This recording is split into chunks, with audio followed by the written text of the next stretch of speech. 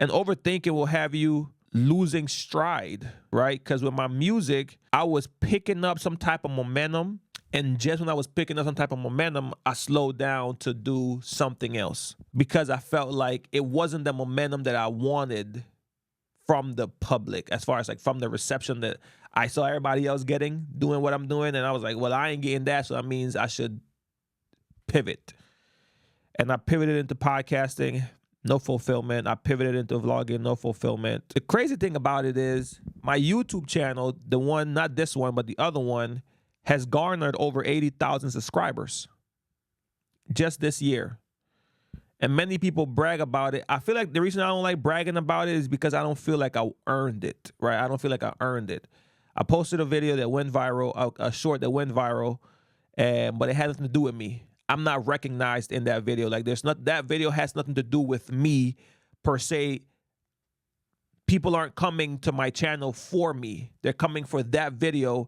And it's kind of the situation with the Haktua girl. If you know about the Haktua girl, she went viral for making a comment like Haktua, and look it up. I'm not going to break it down. But yeah, she made a comment on a TikTok video. They asked her, and she said that word Haktua, and she's known for being the Haktua girl. Now that she's famous for that one thing, she doesn't want to be famous for that one thing. It's like, I'm more than just this. And maybe she is does something else that she would like to be. Maybe she does music, or maybe she dances, like, or maybe she writes, or maybe she acts.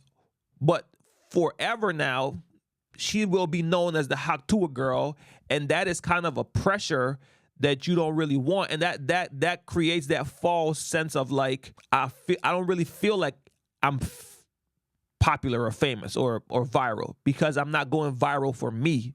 I went viral for something else that has nothing to do with me, that I don't really, to be known for something that you're not, it's kind of like sad. So like, I don't credit those 80,000 subscribers to me, because I feel like they didn't come here for me per se. I'm just trying to figure out who I am without needing other people's validation. That's it. But I also wonder if I was successful at anything, right? Successful in what I deem to be successful. If I would care, if I would care being unsuccessful at my music or my podcast or my vlogging. Like, if my podcast took off tomorrow, would I even care about my music? If my music took off tomorrow, would I even care about my podcast or my vlogging? That lets me know, like, do I really love music, which was my first love, which I thought was my first love?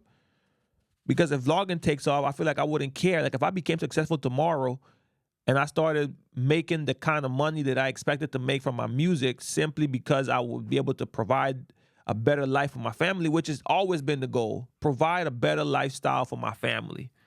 And it doesn't have to be an affluent lifestyle, but just, if you need anything, I got you, without hurting. Like, I'll be able to take, like, just what every young kid growing up wants for their family. Like, I want to buy my mama a house. I want to be able to take care of my pops, my uncle. I want to be able to take care of my brother, my niece. And I want to be able to help the people around me when they need it.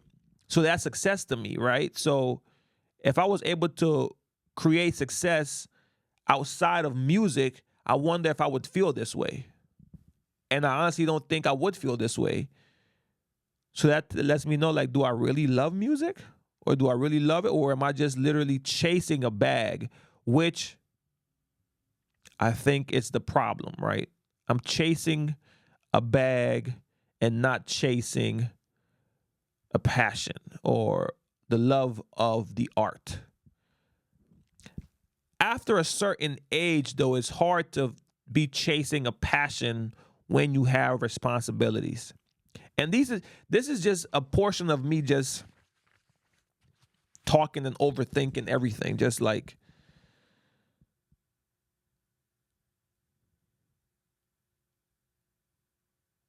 what if I would have stayed dedicated to my music instead of starting the podcast? What if I never um stop doing the podcast to do the vlogging, right? But it's this thing of like, I'm not being satisfied here, so let me go search for it over here. And if it's not here, let me go search over here. And in reality,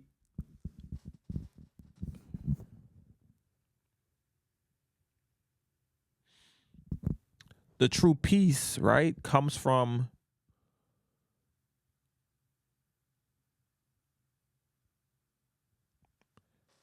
Christ, God. Like this video is not about that, but like I'm searching for this inner peace that I'm lacking, and I'm searching for it in all these different places. But if I wonder if I just search it through Christ or like through God, like will I be satisfied? Which I think I will be satisfied, right? I don't know, bro. I don't know. It's just a lot. It's just a lot. But this is the mind of a 31-year-old trying to figure it out. Cause looking back at 15, 13, 14, you think 30-year-olds have it together.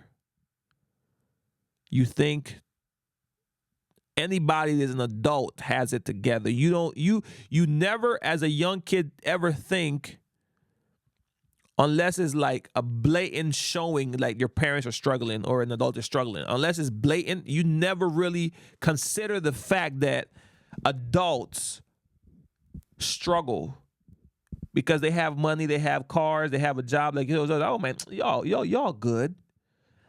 It's not until you become an actual adult yourself that you realize that it's not all as it's cut out to be. You don't have it figured out.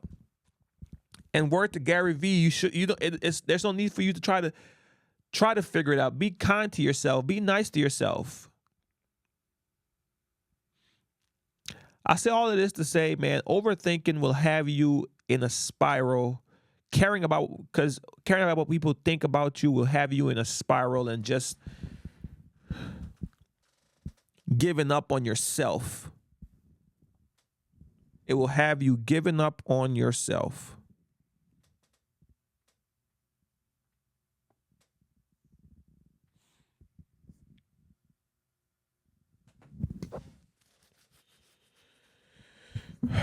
Yeah, I guess this vlog is just me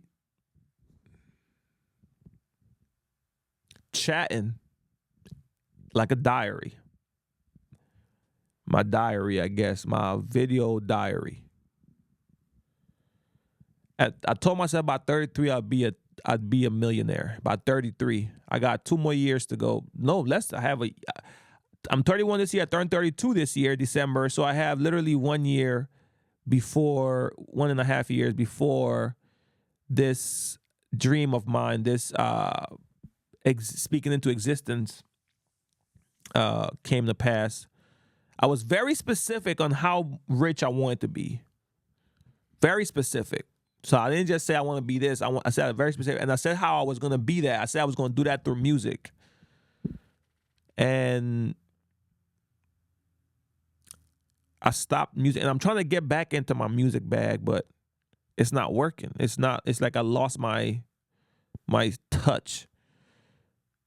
And that makes me think, like, did I really ever love music like that? Because I hear artists that have retired, like Joe Budden, he'll make comment to where it's like, nice, like riding a bike. I could pick it up anytime I want. Like, it's like riding a bike. And you hear people that are artists that be like, man, I really love this. And I think to myself, I'm like, do I really love this? Or was I just looking at music as a way out?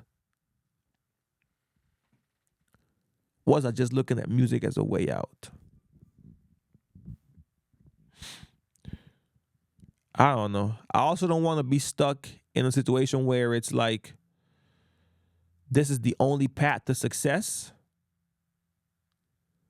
And then I also don't want to be like, well, you still also shouldn't give up on your, it's like my mind be at 1,000. Overthinking at its finest, man. Overthinking at its finest. I don't know if this made any sense to any one of y'all, but I feel like it felt good to let it out. Like, share, subscribe. I don't know. Let me know in the comments if you are experiencing anything like what I'm experiencing with being an adult, a 30-year-old adult, 31-year-old adult. Adulting isn't all it's cut out to be. I'm just saying. It ain't terrible, but you just wish you would have it all together by 30.